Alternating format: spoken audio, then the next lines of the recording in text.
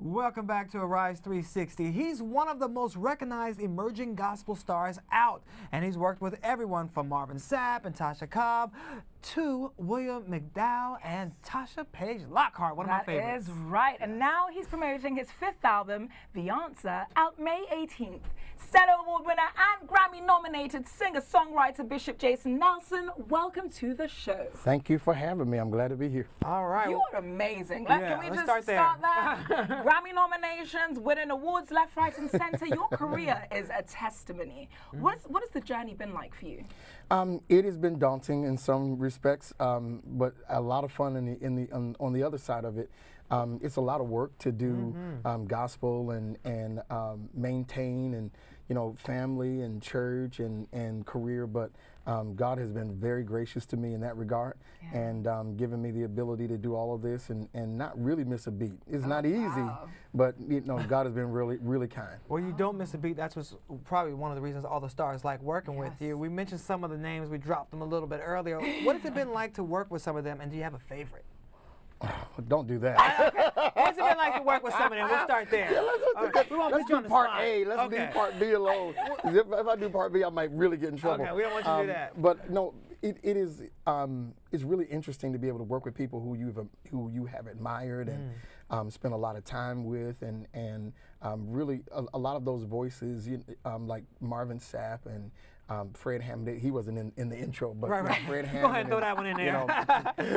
But to be able to work with people like that of that ilk who have achieved such a great modicum of success is really interesting, and to be able to call them brothers and sisters and comrades and friends, it really is kind of a.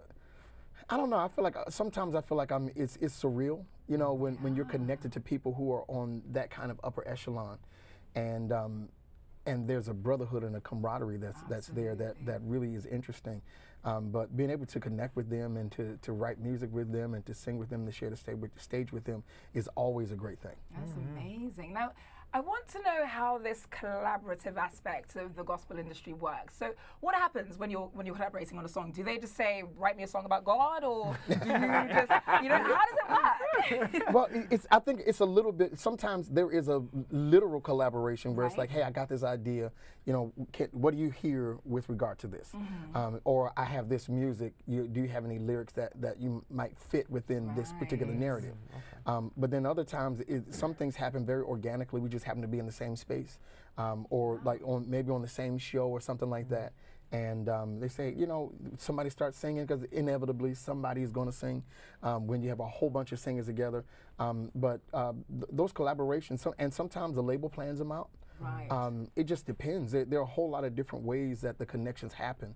But the ones that work are the connections that are really genuine. So if those artists really jive and bond with each other, then that song is going to have a lot more of an import than a connection where I barely like you, but we'll do this because my boss told me. Yeah, exactly. Right.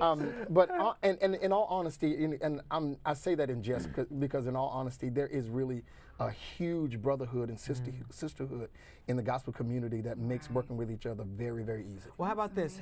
Have you ever been working on a song, writing it for someone else, and you're like, "Oh, this is too good. I got to keep this for myself." Yeah, plenty of times. And there have been several times I'm writing a song with the intent of giving it to somebody else. And when you start laying down the vocals and that thing starts hit you in your heart, and you're like, to go back to the drum board. You're like, "Sorry, Tasha. This would have been good for you, but it'll be better for me." But I think every songwriter does that. And in all honesty, as a songwriter, I think you get married to everything you create, and you just have to. It's hard to figure out what to share and what to hold. Yeah. Now, your new album is called The Answer. The Answer. The Answer. What was the question? Right. The question is really multiple in nature. Believers always ask questions. Why me? How long? Why me, Lord? Why me? When am I coming out? Will I be healed? Did I go too far? Can I be redeemed from this? Those are questions that we ask. Those are powerful questions. Yeah, but these are questions that I think believers ask regularly, and people who are maybe not necessarily attached to God yet, but are trying to find some semblance of resolution to the things that they're dealing with. And this record is really about providing those solutions and those answers to the questions that people ask, even if they're not asking them publicly. There's sometimes those questions that you're asking internally that you don't necessarily know how to share just yet. So this is an album that we're going to listen to in our rooms and just cry to. You might cry a couple of times on the record. So what are some of the answers that you're providing? What can fans expect? Fans can expect love, that God loves you. My new single actually deals with the love of God and how no matter what's going on in your life, God loves you in spite of all of that. Deals with healing. The song says, by his stripes, the word says rather, by his stripes we are healed. So there's a song that deals with that. There's a song that's really an encouragement that talks about the fact that Jesus is literally the answer. Andre Crouch wrote that song a long time ago, Jesus is the answer for the world today. We actually did a little prelude of that on the record. And then we deal with worship. Does my worship matter? Am I still loved? When will I be healed? When will I come out? Where can I find the answers that I've been looking for? All of those questions are answered on this record. That's beautiful. Amazing. I love it. Wow. Now later on in the show, you're going to be singing your song Forever for us. Absolutely. But before we get there, you have to share the story of its creation with us. Yes. Well, thank you for asking that. You're most welcome. My wife, my writing partner and producer, Dana Saray from Delaware, we were together in my kitchen writing some songs. Matter of fact, we were writing Stripes. With the By Stripes, we were writing that song, and we just finished kind of laying down some of the pre-vocals for it to kind of get an idea of where we wanted to go with it.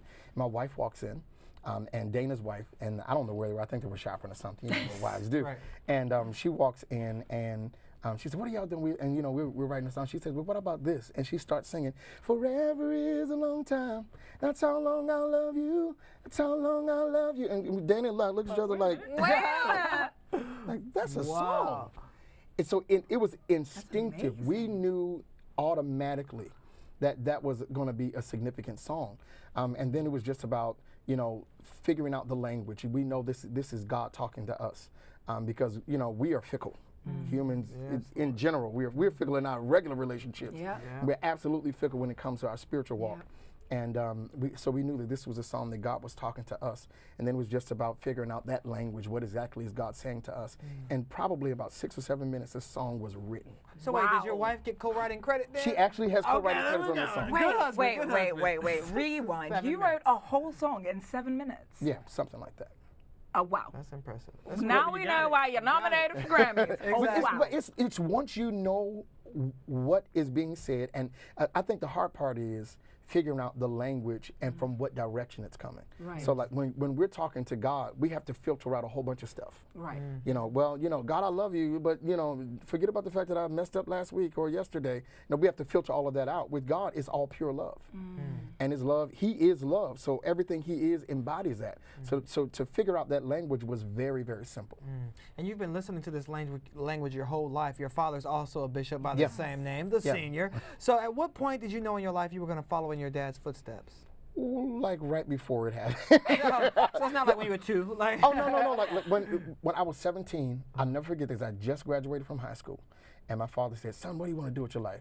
And I looked at him and I said, "I don't know, but I do know I don't want to do what you do." Oh, literally, that's what I told him. Can you say low blow? No, and I wasn't being mean. I was just like, dude, like, I grew up in this. I watch you deal with people. I watch people deal with you. I watch you take the low road. I watch people take advantage of you. I want no parts. Wow. And I was clear. I wanted no parts. Not for everybody. But apparently God had other plans. You know what they say, when you make plans, God laughs in the face. Oh yeah, absolutely. And 11 years later now, I'm still senior pastor of the church. It's growing, and it's a huge part of who I am as a man of God. My family's involved in the church, and you know, I honestly know for certain that I was born to be a pastor. Wow. I know that for certain. Talk about a sense of purpose in your life. And you know, I'm just curious, real quick. Do you think it's easier for you to be a gospel artist and writer, seeing how you're so engulfed in the word because you are a pastor, because you live it and you breathe it every single day, you know? I think there's definitely an advantage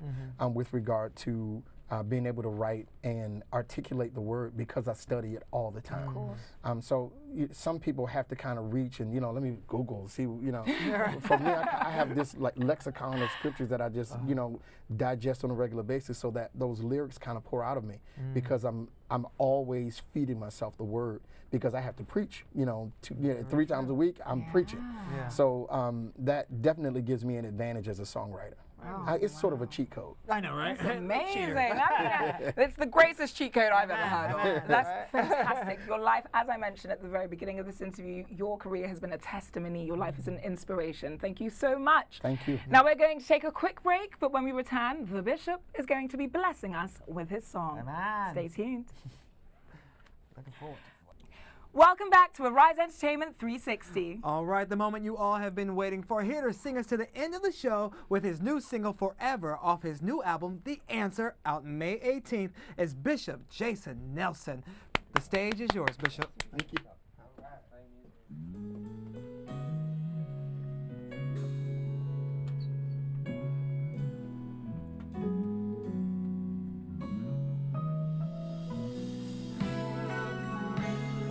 God says, I'll be committed to you.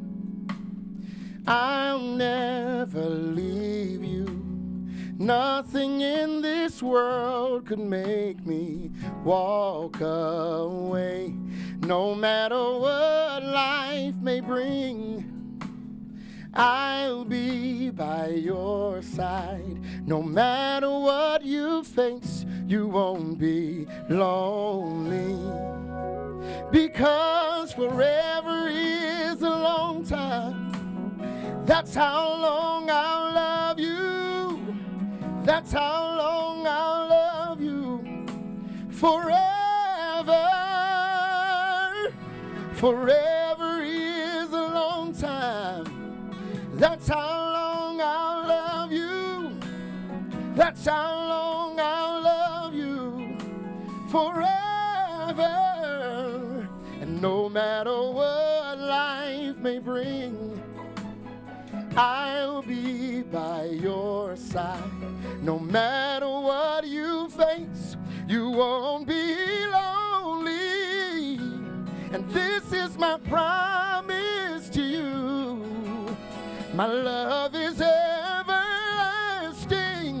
You can count on me to be there always. Forever is a long time. That's how long. That's how long I'll love you. That's how long I will. How long I'll love you. Forever. Forever.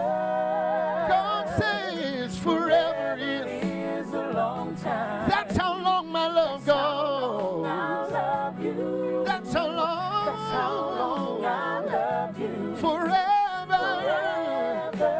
Ooh, forever is a long time. And that's how long I love you. Long I'll love you. God says that's how long I will. That's how long I'll love you. Forever.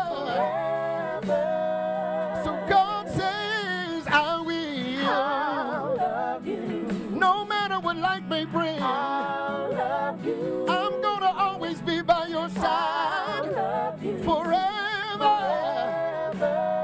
Hey, through thick and thin, I'll love you. even through your ups and your downs, God says I'm gonna be right there. Forever. Forever. God says I'm committed to you, I'll love you. and I'll never forsake you. I'll love you. You've got me for the rest of your life. I'll love you. Forever. Forever. And God says, I'm committed to you. Committed to you. Committed to you. Committed to you. I'm committed to you. Committed to you. How long? Forever. The Lord says, hear me, I'm committed to you. Committed to you. I'm committed to you. Yes, I am. Committed to you. Oh, I am. Forever. Forever.